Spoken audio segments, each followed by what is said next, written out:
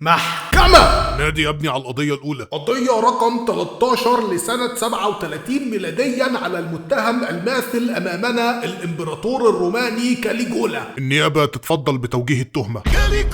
سيادة القاضي، دي مش تهمة واحدة، دي تشكيلة تهم تودي الإمبراطور ورا الشمس. التهمة الأولى هي العلاقة المريبة والمشبوهة بحصانه الخاص. كاليجولا يا سيادة القاضي بيعشق حصانه أنكيتاتوس لدرجة الجنون. تخيل يا سيادة القاضي، كاليجولا بنى لحصانه اسطبل كامل من الرخام المرمر، السرير بتاعه معمول من العاج، بيلبس أطواق من الياقوت والمجوهرات الفخرة. تخيل يا سيادة القاضي إنه بنى للحصان بتاعه بيت كامل بخدم وحشم وسيت اب يشغل جاتا 6 على 60 FPS. المتهم كاليجولا يا سيادة القاضي كان بيعزم عيان روما العظماء تحت اسم وشرف الحصان، بس كل ده ممكن تتغاضى عنه. انا حتى مش هتهمه باهدار المال العام على الحصان، عايزني يعني انه وارث شوية فلوس حلوة من عمه اللي اتغرب في الكويت وقرر يفرتك الفلوس دي على الحصان. مش قصتي. هنا تيجي المصيبة يا سيادة القاضي. كاليجولا عين الحصان ده قنصل، وزي ما سيادتك عارف ان ده اعلى منصب سياسي وتنفيذي في الامبراطورية الرومانية، وحاليا على بعد خطوة صغيرة من تعيين الحصان في مجلس الشيوخ يا سيادة القاضي. التهمة التانية بقى اوسخ من الاولانية. زي ما سيادتك عارف ان احنا في عصر بدائي احتلالي ابن 60 صرمة، فاي ملك او امبراطور من الطبيعي عشان خاطر بلده بيروح يحتل دول تانية يقلب ثرواتها ويخلع، او يتنك مبرطع فيها يستعبد شعبها، خصوصا اننا هنا بنمثل الامبراطورية الرومانية. المتهم كاليجولا قرر يحتل بريطانيا، وكلنا فرحنا بالخبر الرائع ده. وبالفعل كاليجولا جهز جيوشنا واتجه لشواطئ بلجيكا وفرنسا عشان يهب على بريطانيا، والجنود مستنيين اوامر عشان يركبوا السفن. ام كاليجولا مغير رايه فجأة وعينك ما تشوف الا النور. الراجل ده امر الجيش بالوقوف على الشاطئ في وضع القتال، وصرخ فيهم بعلو صوته انهم يعلنوا الحرب على اله البحر نبتون. اكبر الجنود يضربوا في المية بالسيوف والرماح بكل قوتهم يا سيادة القاضي. وبعد ما خلصوا حربهم مع الامواج امرهم يلموا القواقع والصدف من على الشاطئ كغنيمة من الحرب دي. ومفيش جندي محسش انه مقطف عشان بيسمع كلام امبراطور قمع زي ده يا سعادة البيه. وبعد كل الهذيان والعبث ده يدخل بقى على بريطانيا؟ ابدا يا بيه، رجع بالجيش على بلده وعمل موكب نصر عسكري واحتفل بانتصاره ضد البحر. خد عندك التهمة التالتة يا سيادة القاضي، وهي اهدار المال العام بجد. كان في راجل دجال عايش ايام زمان قال نبوءة للمتهم كاليجولا، قال له انت لو بتحلم بانك تبقى امبراطور انا عايزك تنسى يا دولي، مش هيحصل. حظك في انك تبقى امبراطور زي بالظبط حظك في انك تعدي خليج بايا راكب حصان. راجل دجال مشعوذ المفروض ما تاخدش على كلامه يا سعادة البيه. انما كاليجولا بعد ما بقى امبراطور افتكر الدجال ده وركب دماغه وحلف طلاق 3 لا يعدي خليج بايا راكب حصان. قام الباشا جمع السفن التجارية في المنطقة كلها ورصها جنب بعض لمسافة 4 كيلومتر على الخليج، وفرش تراب ورخام وعمل طريق كامل شبه صلب، ولبس درع الاسكندر الاكبر وركب حصانه ومشي فوق الجسر اللي عمله ده رايح جاي لمدة يومين عشان يكيد الدجال اللي هو مات من زمان اساسا. والشعب كان بيموت من الجوع عشان مفيش سفن تجارية تنقل اكل عشان البيه عامل عقله بعقل دجال. ده غير خزينة الدولة اللي فرتكها على حفلاته والمنجهة والفخفخينة اللي كان عايش فيها. ولما الخزينة اتشطفت كان بيجيب الأعيان يجبرهم على كتابة ثروتهم ليه في وصيتهم، وبعد كده يجبرهم على الانتحار عشان يورث في ثانية إلا ثانية. ونهايته نرجو من عدالة سيادتكم الحكم بالإعدام فورا على المتهم ليكون عبرة لمن اعتبر. بعد الاطلاع على كافة الأدلة حكمت المحكمة حضوريا على المتهم كاليجولا بالإعدام شنقا، ولكن مش بسبب كل التهم اللي توجهت له من النيابة. حكم الإعدام بسبب اسمه. البيه اسمه كاليجولا، والاسم ده معناه جزمة صغيرة، عامل قلق وبيتحكم في روما وامبراطور الرومان وحكاية كبيرة، وفي الآخر مسمي نفسك صرمة يا ابن الصرمة. نادي يا ابني على القضية التانية. قضية رقم 93 لسنة 1971 على المتهم الدكتاتور الأوغندي عايدي أمين. النيابة تتفضل بتوجيه التهم للمتهم الماثل أمامنا. سيادة القاضي، حضرات السادة اخلص، الحلقة لسه مطولة. حاضر سعادتك. عايدي امين ده ما كانش بيدعي انه مجنون زي اللي قبله، هو مجنون بالفعل وبالبرهان، وهفهم سيادتك حالا. مبدئيا الراجل ده على مدار حكمه الزم جميع من حوله والقنوات والصحفيين عند الاشاره اليه انهم يقولوا القابه بالكامل في كل مرة يتكلموا عنه او يوجهوا له الحديث. طب ايه المشكلة في القابه؟ اسمع يا سيدي، صاحب السعادة الرئيس محب الحياة المشير الحاج الدكتور عايدي امين دادا، الحاصل على وسام الصليب العسكري ووسام الخدمة المتميزة، سيد كل وحوش الارض واسماك البحار، فاتح الامبراطورية البريطانية في افريقيا بشكل عام وفي اوغندا بشكل خاص، وملك اسكتلندا غير المتوج. يعني سعادتك اللي يجبر الناس انهم يقولوا الالقاب دي كلها كل مره يجيبوا سيرته محتاج يتعدم مرتين، مره بالرمي بالرصاص ومره بارغامه على اكل 19 كيلو فسيخ و12 كيلو ترشي في ظرف تلت ساعه. الراجل ده كان ستوكر، كان باراسوشيال، كان بيحب ملكه انجلترا حب من طرف واحد، وفي نفس الوقت كان فاكر نفسه جورج كلوني، مع ان ده شكله زي ما سيادتك شايف. كان يوماتي بيبعت رسائل غراميه مريبه للملكه زي الرساله اللي هقراها لك دلوقتي. عزيزتي إليزابيث، لو وددتي أن تعرفي معنى الرجل الحقيقي تعالي زوريني في أوغندا وهتشوفي معنى كلمة فحل. أنا بدعوكي لحفلة شواء في غاية الروعة وسوف أطعمك بقرة كاملة. سيادة القاضي دي مش رسالة حاكم دولة لملكة، دي رسالة عجلاتي لبياعة فجل. برغم العبث ده إلا إننا ممكن نتغاضى ونقول أهو شاب طايش بيفليكس ويرز على الملكة. المشكلة في الرسالة اللي جاية دي. في عز أزمة ووتر جيت للرئيس الأمريكي ريتشارد نيكسون، المتهم عايدي أمين بعت له برقية رسمية من رئيس دولة لرئيس دولة بيقول فيها: عزيزي نيكسون، عندما تضيق بك الأمور وتتأزم الأوضاع في بلادك المجربعة تعال إلى أوغندا وسأقوم برعايتك وتهدئة أعصابك. يعني الراجل متورط في قضية تجسس على الحزب المنافس ليه لرئاسة أمريكا، ورجالته اتعكشت وهم بيحاولوا يزرعوا أجهزة تصنت في مقر الحزب الديمقراطي، ونيكسون أجبر على التنحي من منصبه عشان حاول يغلوش على القضية ويستر على الجواسيس. وعايدي أمين بعت له رسالة دبلوماسية بيقول له: انزل أوغندا البلد أروق عليك وأكلك صينية مخاصي مشوية. انت متخيل احنا فين يا سيادة القاضي؟ فنيكسون بطبيعة الحال قطع العلاقات الدبلوماسية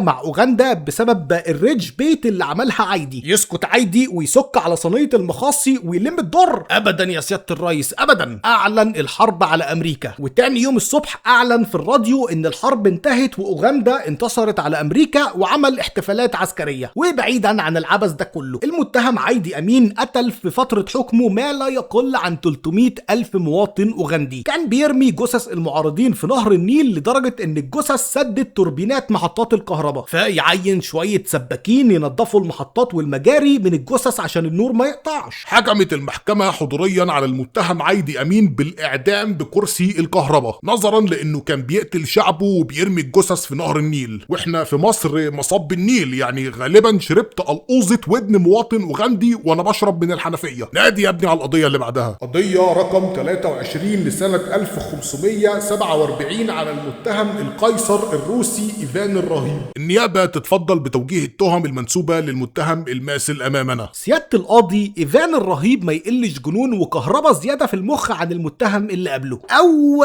ده اللي كان عايز يوصله لنا بأفعاله المتأخرة عقليا عشان يهرب من الإعدام أو السجن ويخش مصحة نفسية يلعب طاولة ودومينو مع زمايله بحجة إن عنده بارانويا وعقله اتلعب فيه بمفك من بعد ما مراته اللي بيحبها ما توفت وسابته. بس العبد لله المحنك فائس حركات الفلاحين الخبيثة دي. إيفان الرهيب كان عنده طول الوقت شك في جنوده ونبلائه وشعبه ولباسه، فكون فرقة عسكرية سرية اسمها الأوبرتشنيكي، لبسهم كله اسود في اسود وركبهم حصنة سودا. بس مش دي المعضلة. المعضلة انه على السرج بتاع كل حصان متعلق عليه راس كلب حقيقي مقطوع، لمجرد توصيل رسالة لأعدائه الأوغاد ان مهما خبيت مؤامراتك وحسك الانقلابي هنشمك وهنجيبك هناخدك وهنعبطك في ميدان عام. تفتكر يا سيادة القاضي سكان مدينة الرحاب ومدينتي الكلبجية موقفهم ايه من الفرقة العسكرية دي؟ وبالفعل سيب الفرقة السعرانة دي في الشوارع تقتل وتنهب اي جثة يلمحوها. سعادتك انت لو بتاكل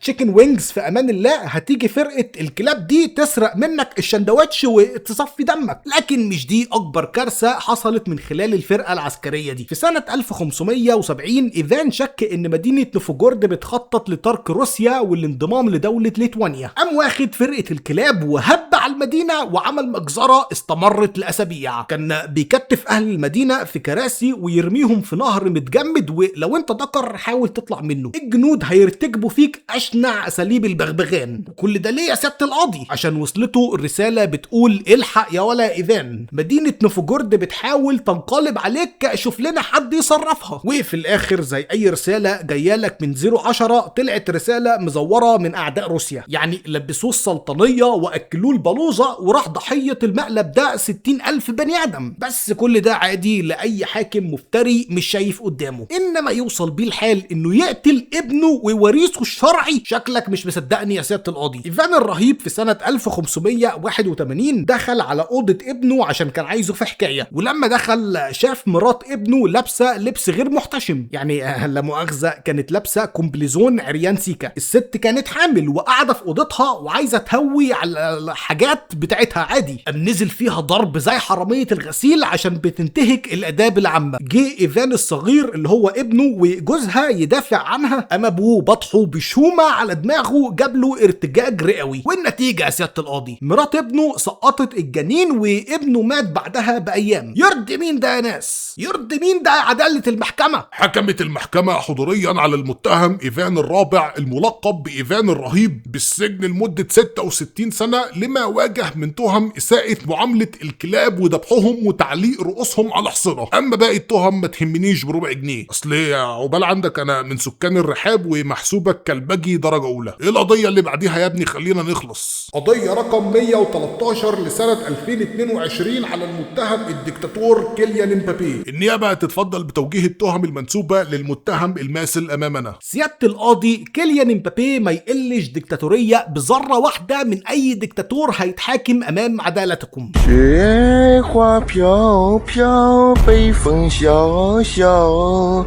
الراجل ده عمل تحديث لباتش جديد في عالم الديكتاتورية الكلاسيكية. بالراحة عليا يا أستاذ، فهمني بالهداوة كده، إزاي لاعب كرة قدم ديكتاتور؟ هفهم سيادتك كل حاجة حالا. في 2022 امبابي كان مجرد لاعب ظاهرة كروية الكل بيتكلم عنه، وزي ما كلنا عارفين انه قدوته هو المعزة الحقيقية كريستيانو رونالدو. فكان حلمه ينتقل لريال مدريد ويكمل مشوار قدوته. رئيس نادي باريس حلف طلاق 3 ما هيخلي امبابي يعتب بره النادي حتى لو هيديله كل ما يملك من اموال، ويروح يبيع البسه بيضة في محطة الدمرداش بعدها. الدكتاتور امبابي استغل الثغرة دي وقرر ينتقم من باريس وفرنسا وقطر لكشة واحدة. قال لك امين يا رجالة، انا هجدد عقدي معاكم لكن بشروط لازم تتنفذ. مبدئيا كده رئيس دولة فرنسا السالب يجي لي لحد عندي يترجاني اكمل في النادي الهزق ده، وقد كان. ثانيا اي صفقة جديدة تخش النادي الخبق ده لازم تعدي عليا الاول ويقبلها يرفضها، وقد كان. ثالثا انا مش عاجبني ان ملازمني في خط الهجوم نيمار الامارتي وميسي الحرامي. نيمار الامارتي قال عايز ياخد مني انا تنفيذ ضربات الجزاء، وميسي الحرامي لما علينا جمهور البراشنا وقلب النادي عربخانه. كالسني الاتنين دول وبعتهم اي خرابه تانية بعيد عن هنا، وقد كان. رابعا المدرب اللي اسمه بوتيتشينو اللي عامل لي فيها بني ادم ده قرار اقالته يكون على مكتبي بكره الساعه 3:17 دقيقه، وقد كان. وفي الاخر اكلهم البلوزه وساب النادي ببلاش وراح ريال تنجيد. ومش بس كده، ده رفع على باريس قضيه وكسبها وقفش 50 مليون بلبل على الملايين اللي قفشها في تجديد عقده. وحتى لما راح ريال تبريد قعد سنه وقام مركب انشيلوتي قطر ودع البرازيل بدون رجعه.